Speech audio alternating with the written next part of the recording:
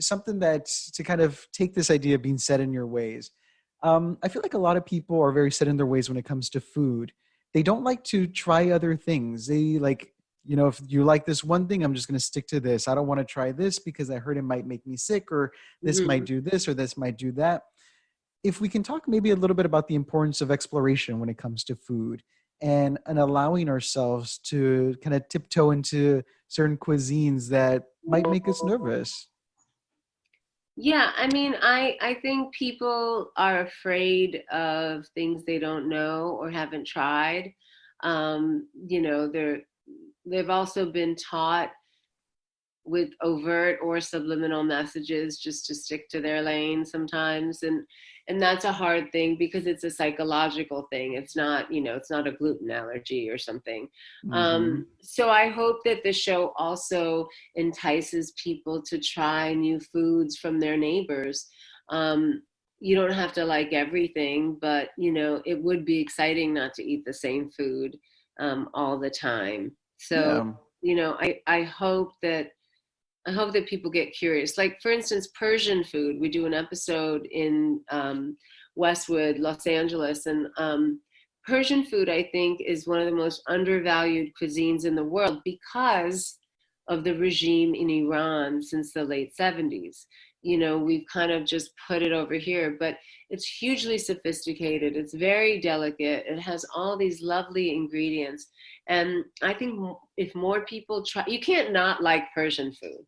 It's so Mm-hmm. healthy. It's so beautiful and vibrant. It's saffron and pomegranate molasses and all these beautiful things. That sounds so good. It is really good. In fact, after that episode, I went to this ethnic market called Tehran Market in Mm. Los Angeles and Santa Monica. And I just was like so overstimulated, and I brought home a whole bunch of things. And now I'm like putting pomegranate molasses on everything. I put it on my yogurt in the morning. I put it in my salad dressings instead of, balsamic.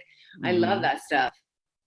Do you think part of it is this underlying xenophobic mentality that people have, that they don't want to try different cultures, or is it just because it's a comfortability thing? I think people, even kids, I think it's something innate in us that we just want to be comforted by what is familiar, because food is also a really big source of comfort and satiation. And, even kids are used to just eating one thing, and it's hard to get kids to try other things. And then adults are just a couple steps off from that Yeah. sometimes, you know. But I do think Americans are adventurous eaters, like, compared to other countries, because they've been exposed to all this ethnic food through immigrants. The immigrants are the Mm-hmm. ones who work in the kitchens of restaurants. There ain't that many white people back there, except in the higher positions of that kitchen. Yeah. And so they are already creating the foods that we love. I think, we just have to, again, getting to know your neighbors, they can familiarize you with that food. Like, I didn't understand or have any knowledge of Korean food, but I had a Korean roommate my freshman year in college, and all of a sudden I was exposed to kimchi, I was exposed to noodles, I was exposed to, barbecue and all this stuff. Mm-hmm. And because I had someone who loved that food and grew up with it as their home cooking, they could expose me to it in the right way. Yeah. I think I always take for granted the opportunity I have living in New York to be able to go to an Ethiopian place, an Afghan place, to go to a Cantonese place.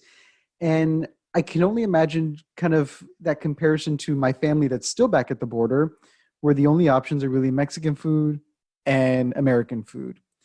And I always remind myself that, like, I have such a blessing to be able to explore all these different cultures through food, because I Mm-hmm. know others don't have that chance just because of geographical Yeah. location, and Mm-hmm. it's difficult.